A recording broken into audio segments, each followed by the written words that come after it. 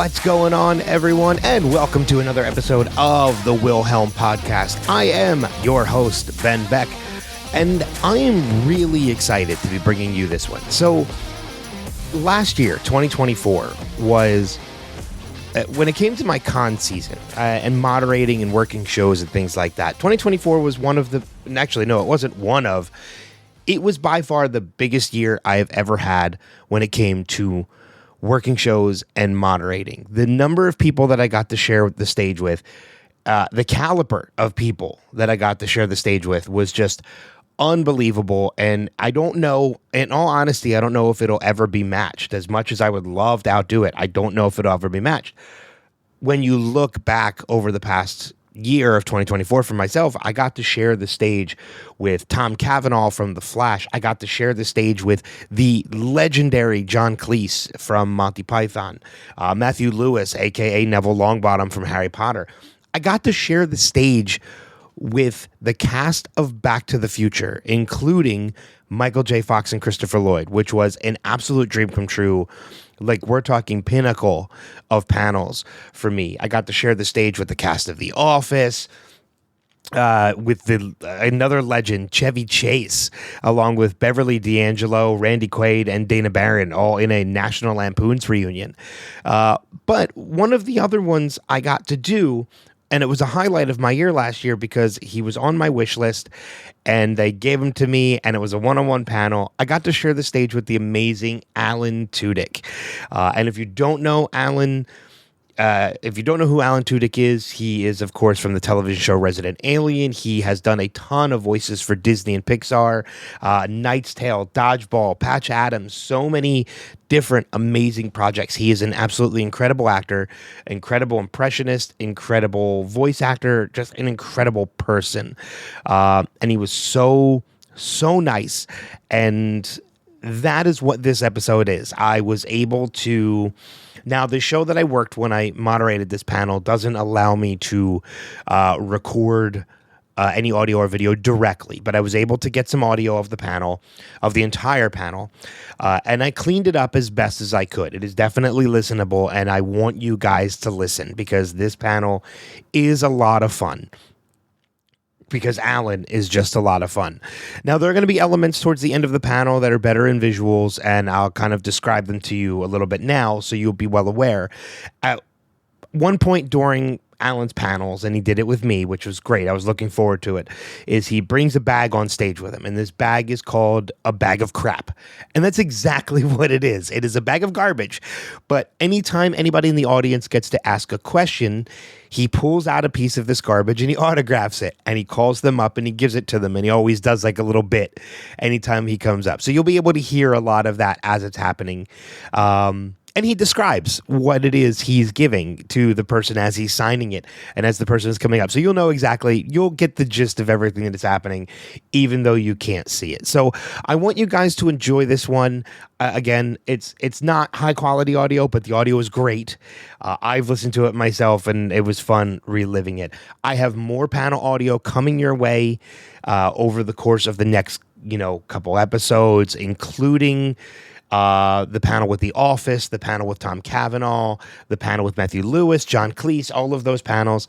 Back to the Future, unfortunately, I cannot distribute because of contracts, but I'm going to be giving you as much as I can, and we're getting ready to head into this 2025 season, which will get me even more audio to be able to share with all of you great people. Plus, I have new people coming on the podcast this year for guests to do top 5 and discussions. I have a slew of interview requests out, and some of them are already in the works, so we've got a lot of great content coming your way.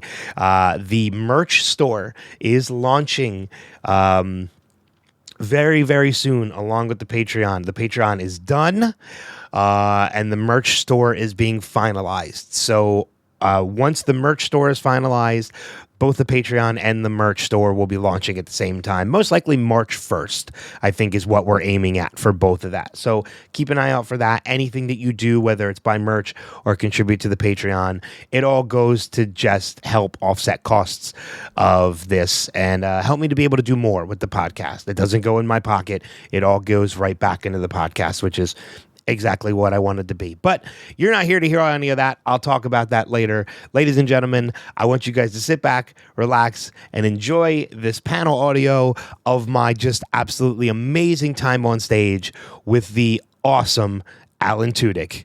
Enjoy. Hello, Philadelphia! Thank you very much. You guys are very nice. Thank you. Packed house. Yes. Wow. Lovely. Little paint, but we'll, also you forgot Resident Alien! There we go. Sorry, I'm not waiting for that one. Okay, so to be fair, Fondness, yes. I left that one out intentionally because I wanted to start with it. Oh, okay. Only because to anybody out there who hasn't seen it, which it sounds like almost everybody has, I honestly believe Resident Alien might be one of the funniest shows on television. Oh, wow. Thank you, man. Thank you. I have been such a huge cheerleader for that show since episode 1. I watched it purely because you were attached to it, and I was hooked from the first episode. Oh, nice. Thank you. Thank you. And I've gotten so many friends to watch it. I'm very curious because after watching it, I've had conversations with people where I feel like it was a role that was written specifically for you. It was not. It was. They had, according to Chris Sheridan, who is the creator of the television show off of the graphic novel. They had auditioned over 100 people to play that role, and which made me question my agents. I mean, and also the casting director. Well, I mean, you couldn't have brought me in sooner. But they were about to give up on casting it, and everybody else was cast, and they were going to just fold it up and put it off till the next season, and start again. And then I just went in and did whatever I do. I do when I'm on the show. I just did that. And they went, okay, then you do that. And they hired me. I was like hired the next day. It was all very fast after that. Yeah, it's such a performance that like I just after watching it, I just don't know if anybody could ever do it better. Chris says that he didn't know what the role looked like. He just thought he'd know it when he saw it, and luckily that's what I did. I mean, but that's it. So great, worked out. Season 3 just wrapped not too long ago, at least airing wise. Has there been any word yet on a season 4? There has not, and you know, I know it's tricky. It's tricky. I don't know what else to say. It's tricky. We're on sci-fi, and I had suggested, I don't know if anybody saw this interview, I had suggested that sci-fi is not a typical network, but it's a front for possible illicit activities. I don't want to get into what it is, whether it's drugs or human trafficking. I don't know. I'm not saying that. Maybe it's just designer handbags. It could be something like that. But you know, cable is dying, so it would, you know. Well, I'm kind of hopeful because the first cable's dying. Thank you very much. Sorry about that. That's the end of that. The first 2 seasons are now on Netflix, so yes, they can be streamed. So for anybody who hasn't seen it, if you have Netflix now, you can go and watch the first 2 seasons, and hopefully the 3rd season will be added relatively soon. And it seems like a lot of shows tend to find a new life when that happens, because they find a new audience. Right. But that is distribution versus production. And it all becomes very boring very fast, and it has to but hopefully, we're hopeful. The great thing is that a lot of people have found it, and it's been done really well on Netflix. And that just makes it harder for it to go away, you know, because there's going to be somebody, one of those big money bags people up there, up in production, who goes, people like it, so we can probably make money off of it. And I don't know why they have this accent, but they do. Look here, this alien thing's got money coming out of it. Let's drill for oil in the alien show. And so hopefully it'll get picked up. We're all very keen to make more. It just seems like one of those shows too that everybody's just having a ton of fun on the set. Everybody has a great time. The whole cast is just an amazing cast of characters. Yeah, it's a lot of fun. It's good people. So, yeah. You know, as I mentioned during the intro, I've been a fan of yours for a long time, even going back to Tucker and Dale versus Evil. All right, yeah. I've actually met Tyler a couple times and spoken to him about it, so now I get to meet the other half of the duo, which is a lot of fun. But you know, between Tucker and Dale versus Evil and Dodgeball, you seem to kind of float more towards comedic roles. Yeah. Is there a reason for that? Is it just something you prefer over anything else? In Hollywood, a lot of times you get cast for the last thing you did. God, this is loud. The last thing you did. So if you've done a comedy, when somebody's casting a comedy, they'll go, oh, that guy made me laugh. Or that woman made me laugh, so I'm going to cast them. You know, they have you in mind for that. The same thing goes for science fiction. You know, I've done a lot of science fiction, and that came from Firefly. All of it started there. Yeah. My whole, you know, I did a lot of things before Firefly, but Firefly changed my life in such a positive way. And what's that? Yours too? That's very nice. But I also do like, it's kind of like, what can you do when you're an actor? There's so many people who do it, and there's so many people who are very good at it, that you end up, when you're auditioning and going against so many good people, it becomes, what are you best at? Or what can you do that other people can't? And a lot of good-looking people can act. Like, they just have to be on camera. And you're just like, I'll watch that. That's a good-looking thing there. I'll just focus, and they put a gun in their hand. You're like, all right, we got a story. I don't know. But a lot of those people don't do the laughy, funny things. So it narrows it down, so I get a better shot at those. Maybe I can get those roles. So, and I do love it. I love it very much. But maybe one day I'll do something else. Who knows? I mean, there's been a couple roles here and there that you've done. I know as a podcaster, I did an episode of Top 5 Favorite Baseball Films. And one of those films I had went and watched was 42, in which you're in, which is a very different role. Not a funny role. No, not at all. If you know this movie, it's about 42 is about Jackie Robinson breaking the race barrier in professional baseball. And I was the Phillies manager. I was trying not to mention that part. And he was a real guy who was really racist. And in a movie of racists, he's the most racist. So Chadwick Boseman was the lead, and so I did get to meet him, and yeah, he was amazing, and worked with him a little bit. Although, because we had such a contentious relationship in the story, we met, and he was like, we're not gonna hang out. Yeah, I get that. And, but he gave me such a hug after it was over, which if you haven't seen it, and you're okay to watch that kind of thing, it is a great historical story. Also Mr. Harrison Ford in there. Yes. Another he's done some sci-fi. Can't remember. Just a couple things. I can't remember what it was, but I feel like I've seen him in a sci-fi thing. Yeah. So I did do that.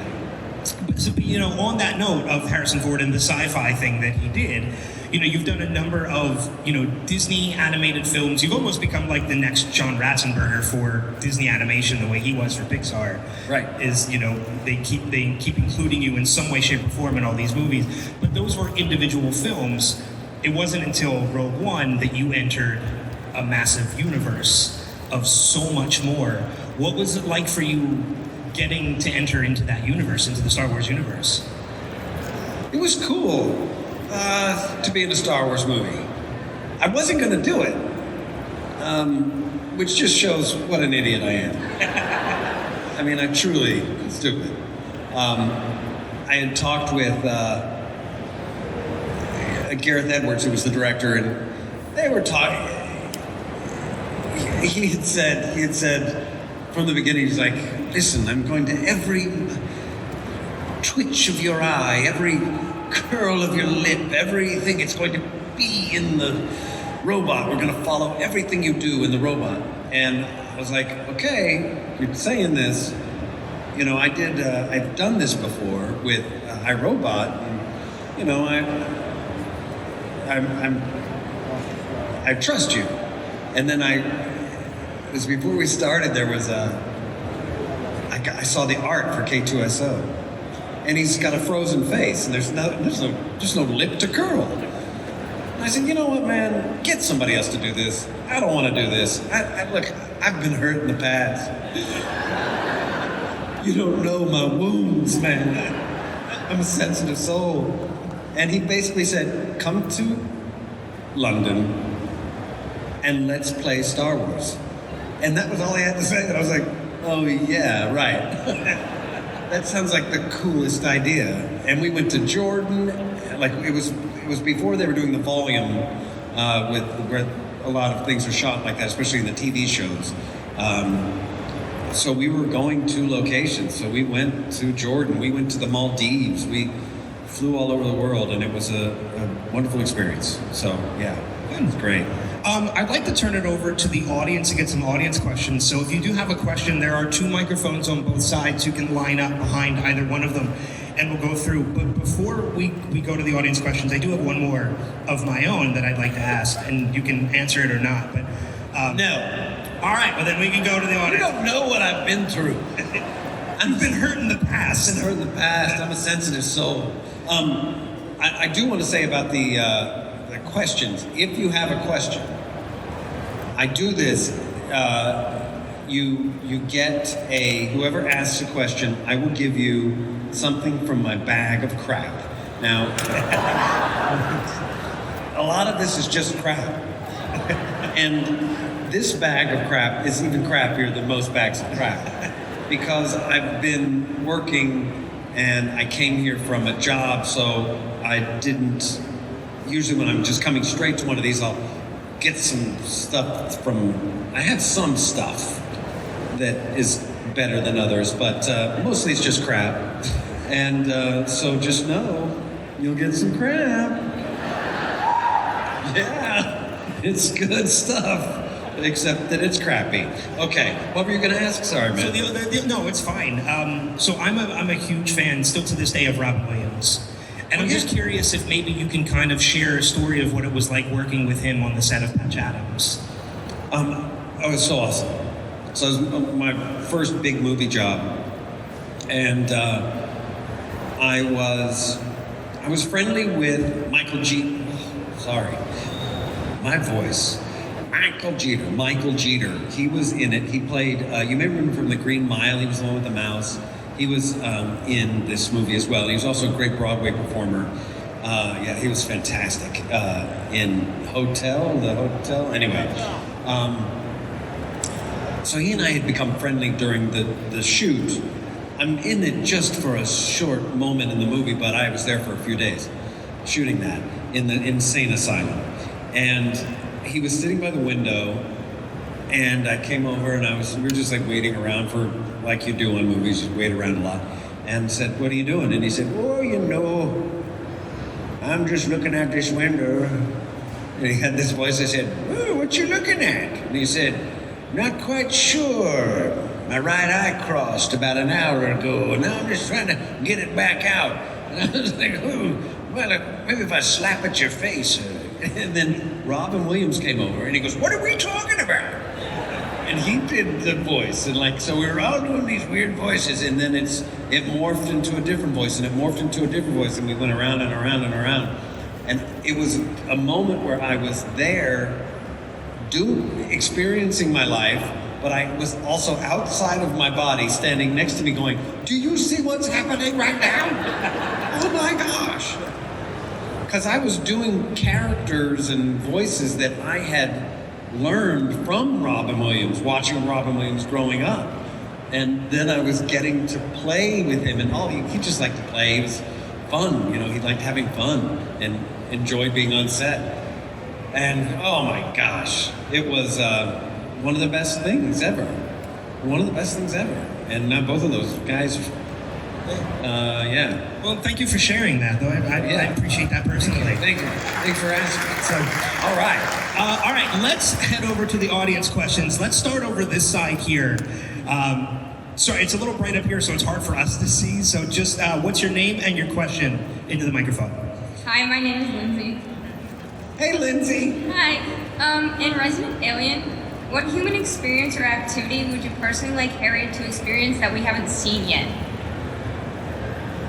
Oh, that's a good question. I'm looking for my pens. I have pens. I'm going to need to sign. Oh, there we go. What human activity? What activity has he done that hasn't? Boy. Now I don't want him to ski. That's for sure. I'm trying to think because we're out on the mountain. I don't like skiing. I made a deal with God. If he let me off a mountain one time without breaking my leg, that I would never put on skis again, and he did. And I'm keeping up my end of the bargain. So ice skating would be fun. A pie eating contest. Oh, that would just be swell. Okay, this. Thank you for the question. Thank you. This. You can come on up for your for your crap. For your crap. This is from my hotel. These are some cotton swabs. There you go. You can use them however you want.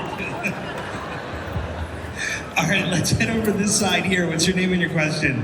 Hi, I'm Hayden, and I just wanted to ask, out of all your roles, which one have you connected with the most? Ooh, Wash from Firefly.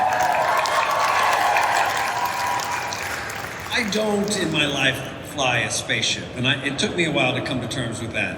But at the time, I drove a little fast silver car, and I really felt, I don't know, I was way into the role. Plus, he's a smart ass, which I kind of am, still to this day.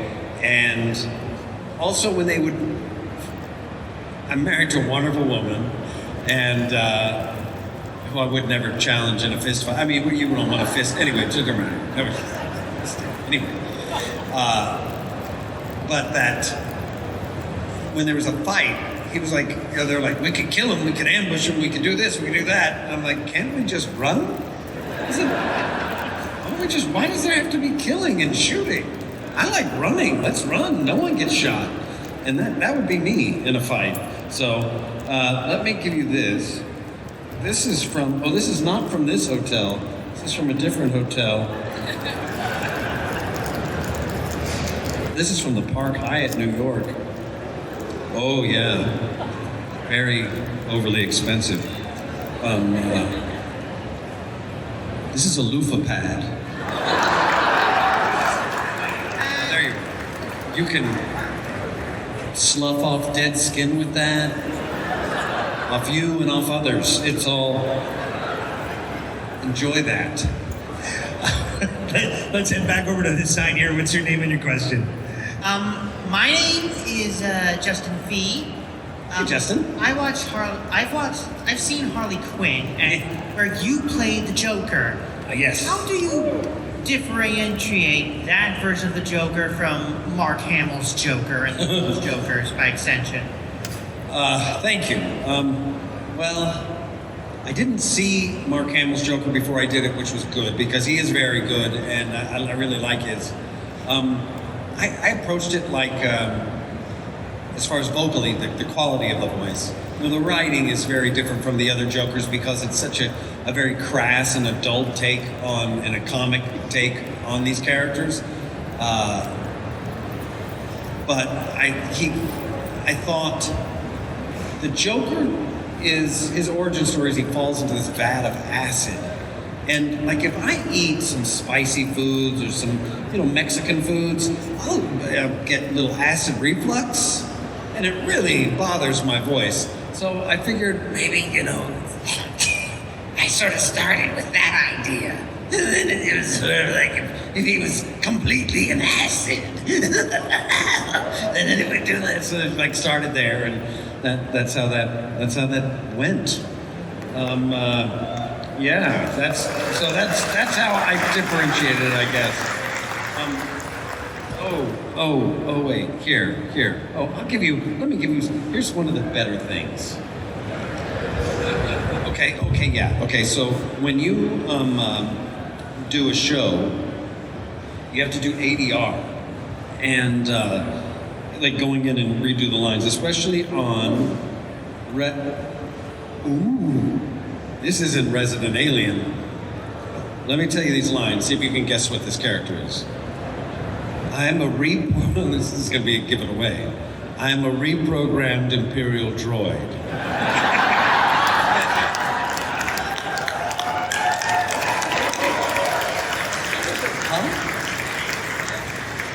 No, I don't think anybody should have lived in. I love that part about it. He asked if K2 could have lived through Rogue One, and I said no.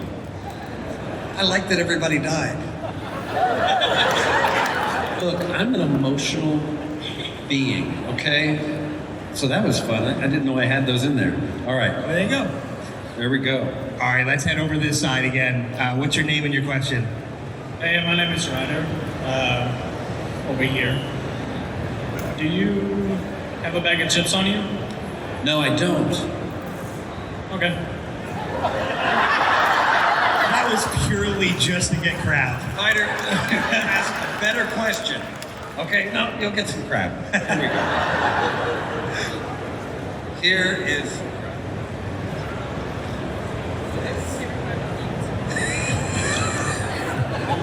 There you go. That was his question. This is the bag tag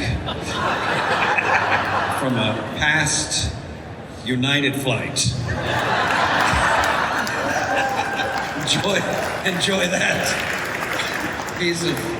specifically piece of crap. All right, we'll take it back over to the side here. What is your name and your question? Hi, my name is Rose, and my question is, out of all of the Disney films that you've done, what would you say is your favorite voice? Oh, it's gotta be King Candy. Because he was the first one that I ever did for them. And then they said, well, you should come back and do another voice then. Also, there was when we did the read-through, so I got cast out of a read-through. Somebody was supposed to do the voice and they fell out, and I got brought in, and we flew up to Pixar, up to San Francisco. And it was Sarah Silverman was there, but we didn't have John C. Reilly yet. So there was another guy doing Wreck-It Ralph, another actor that will go unnamed. But I remember it started out, and I was talking about the roster race, the thunder. And he turned to me and he said, "Are you going to do it like that?" And I said, "Yeah, they asked me to, yeah." Oh, rude. Anyway, he did not end up in the movie.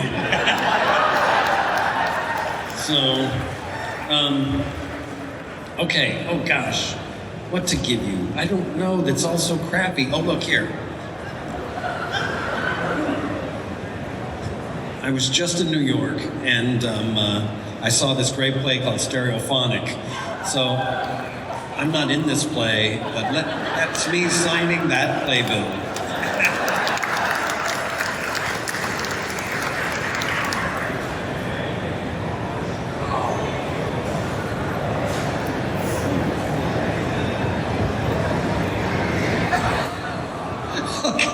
So she went to the Rock and Roll Hall of Fame. We met in Cleveland about 3 weeks ago. And she's giving me her piece of crap. Signed. Thank you. Thank you very much. Thank you very much. Cheers. How often does that happen? Never. That's the first time. Thank you. Okay. Oh, nice. All right, let's go back over to this side here. What's your name and your question? Hi, my name is Grace, and it's actually my birthday. Oh, wow. And since it's May the 4th, I wanted to ask you, because Rogue One's one of my favorite movies, Uh-huh. I wanted to ask you, like, what other characters would you want to play in Star Wars? I don't know. I would, I don't know. There's so many. I like the idea of it being a Western, so anybody in a Western type situation setting. Somebody who's like somebody who doesn't want to have to, a wash character. Is it like a wash character? Like somebody who's like who has to fight but doesn't really want to fight? Like the reluctant hero type. Yeah, the reluctant hero type. I did a movie called 310 to Yuma, which was a Western a long time ago. And it wasn't bad. It had some great people in it. Christian Bale did some sci-fi once. Can't remember what it was, but he's done something. Yeah. You talk like this. Anyway. Yeah, and I was that guy. There was like, everybody was going, I guess we're going to go through here. We're going through here. We're going to go through here. And I go, through there? That's Apache country. So I was the guy going, I don't want to do that. I'm afraid. So, okay, great. Here we go. This is from. Oh wait, you're a. Is there another one of those? I think there might be another one of these. Oh yes, here we are. The rebel fleet has arrived. You're not supposed to steal these, by the way. But if you just fold them up and put them in your pocket, they don't know. And they have Alan Tudyk written on them, so that if they ever end up on the internet, they go, "Who the hell let that leak?" And they know it was me. There you go. The rebel fleet has arrived. Stardust. Oh, cool. Groovy.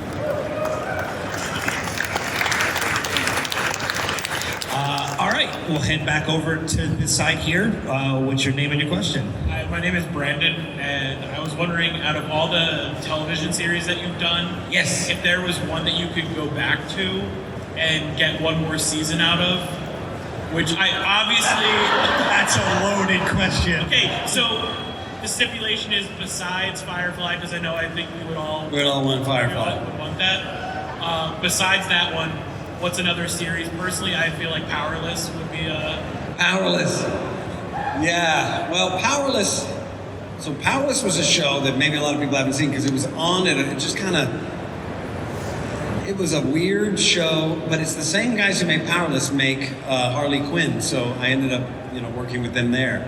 But yeah, we were in the DC universe, but they wouldn't let us use any really good superheroes. So we were using a lot of lesser superheroes. Anyway, it would have been fun. We kind of figured it out towards the end. There was a great episode where Superman. So we run we invent things for superheroes basically, or something. I don't remember. Research and development for like things for Batman. And I was a Wayne. I was his loser Wayne. I was a loser Wayne. The Wayne who didn't do very well. And, Lois Lane dies. And it's on the news. And they're like, oh my God, Lois Lane died. And only one person in the office goes, yes! Oh God, yes! Lois Lane is dead. You know what that means, don't you? We're like, what is wrong with you? He goes, well, there are some people who believe that Lois Lane has died before, and Superman was so upset that he flew around the Earth really fast and it went backwards and reversed time because that's how time works. Like an old VHS tape. And so it's just a do what you want day. It's a gimme day because Superman's going to rewind this day and it's not going to exist. So you can do whatever you want. And so everybody does whatever they want, but then Lois Lane's funeral's on TV and Superman shows up with a new girlfriend. I'm like, oh no, this is real. he's not going to reverse it. So anyway, I think like the first episode, I think was Starro was like one of the main creatures that you had on that, if I remember that correctly. Because you had to have the offshoots of DC. There were only certain characters you could use, and I think Starro was one of them. Starro's good. Yeah. All right, this is a spoon. That's a spoon. Thank you. Plastic spoon. Enjoy that spoon. All right. All right, we'll keep moving. Let's back over to this side. What's your name and your question? Hi, my name is Adam. Hello. And my question is, since you've done both voice acting and live action, is there any character that you voice that you would want to do live action if you could?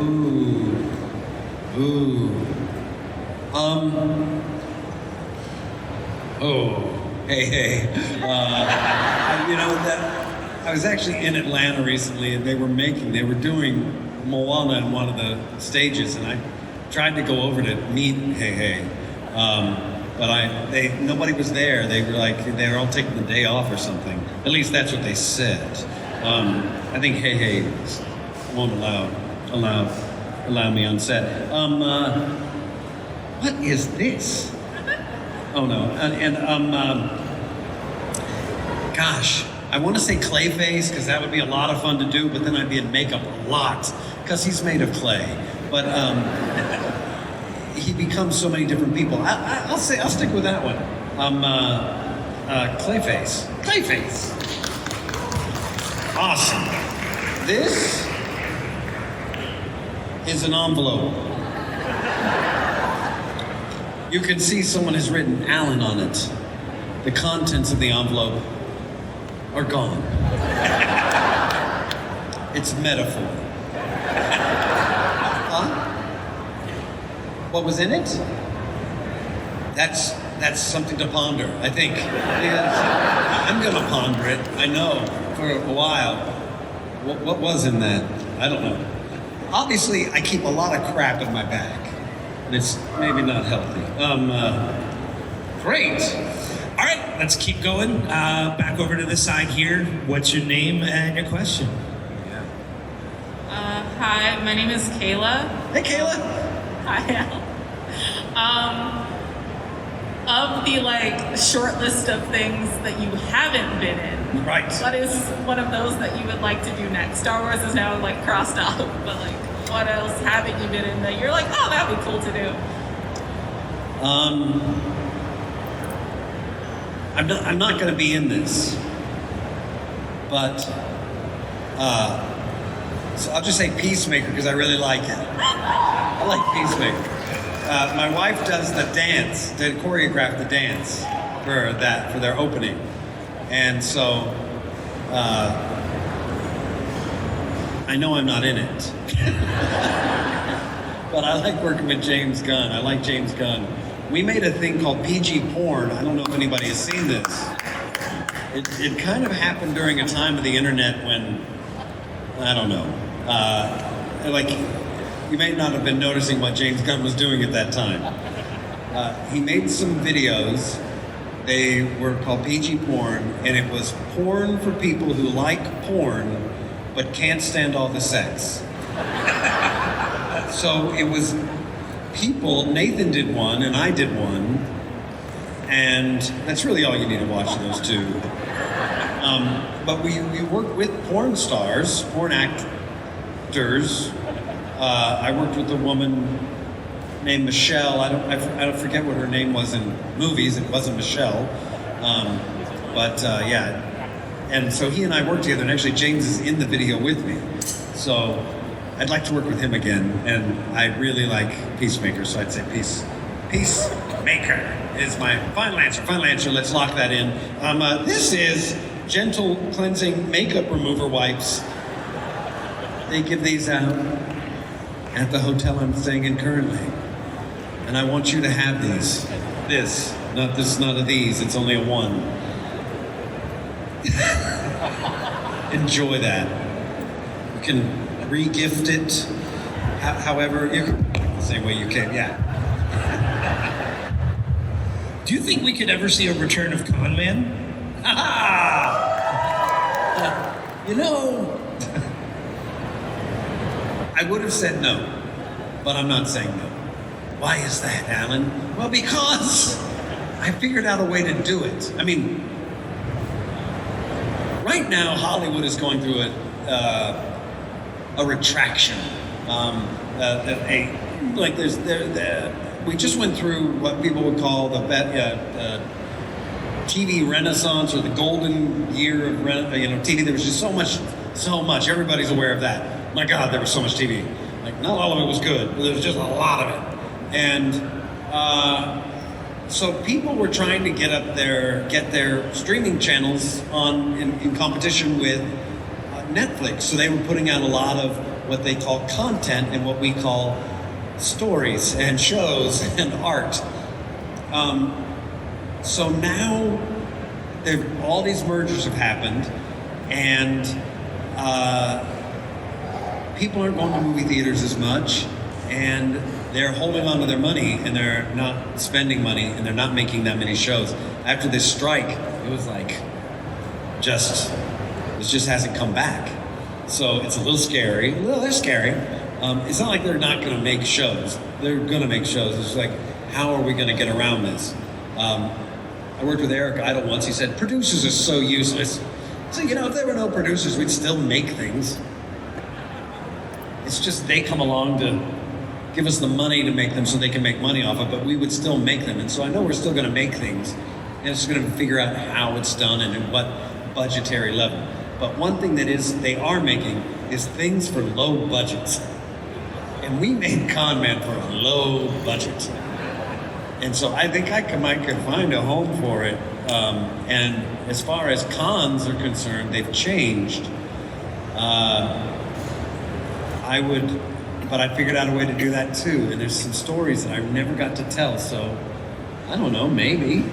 I'd love to see it come back. I would never say never on that, because there's some fun stories to be told. Yeah. So, all right, so we have about 5 minutes left. So I'm going to say let's try and get one more from each side. And apologies to anybody who didn't get their question asked. But let's head back over here to this side. What's your name and your question? Hi, my name is Christina. Yes. My question for you is, in a different universe, if Firefly wasn't canceled and we didn't get the movie, would Wash have lived? Oh, if we didn't get the movie? Hell yes! It was that damn movie that killed him. Yeah, he would have lived. You can't kill him. He's the funny one. This is a shirt that I actually wore in a photo shoot. I liked it. I bought it online because it looked like E.T. was flipping off. It's clean, but I can part with it. So there you go. There we go. It's a. There you go. Cheers. You're welcome. All right, we'll head back over here this side. What's your name and your question? Hi, my name's Lilia, and for the role in Moana, when you played Hey Hey, how long did it take for you to make, like, chicken sounds in your voice? 4 hours. That was it.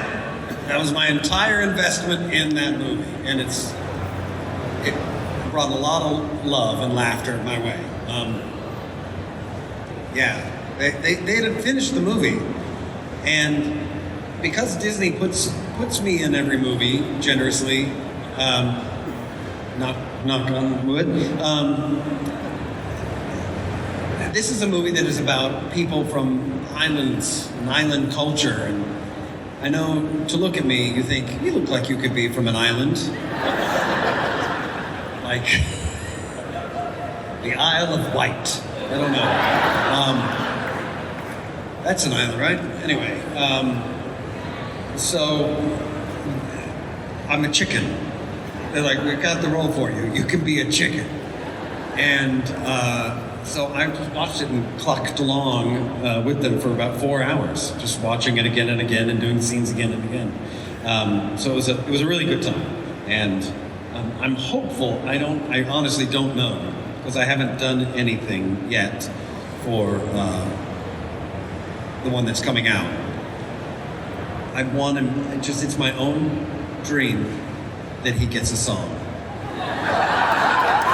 I think it would be so much fun. You know, something heartfelt and just music swells and just thinking. This is the ADR list for Resident Alien, and some son of a bitch stole my bomb. The water is filling quickly. There isn't much time. Get ready. You are making his jackets all dirty. So that sounds like that's from season 3, Resident Alien. Cheers. Thank you for the question. Well, I wish we had more time for you to give out some more crap. I certainly seem to have more of it. Thank you. So, thank you so much for this. This was just an I absolute. didn't even get to give away this. This is for ice. But you can put anything in it. It's It's jewelry. You can put you know, you can put like your merkin in here, a Fabergé egg. I'll sign it and I'll just leave it up here. Oh, it's going to be a free-for-all to come up on the stage and try and get that. Alan, thank you so much for spending this time with me, with all these wonderful people. Cheers, thank you. One more round of applause for Alan Tudyk.